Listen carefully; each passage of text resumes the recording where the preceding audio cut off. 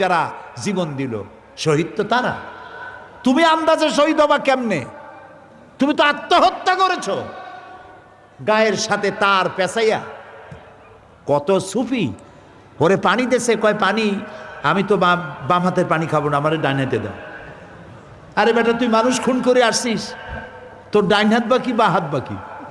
একজনে নাকি মোষ খুব বড় ছিল, হাত দিয়ে মোষ এরকম উঁচা করিয়া তারপরে মদ খাইতেছে বহুত কষ্ট করে।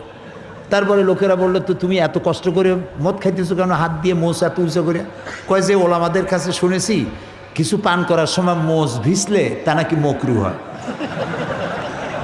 ও খাইতেছে কিন্তু মকরুর ভয় করতেছে, ও পানি খাবে। আরে তোমার বামাতে খাবো না, আমি ডাইনে। বেটা তুই তো জাহান্নামে যাবি, কেমনে শহীদ হবি তুই?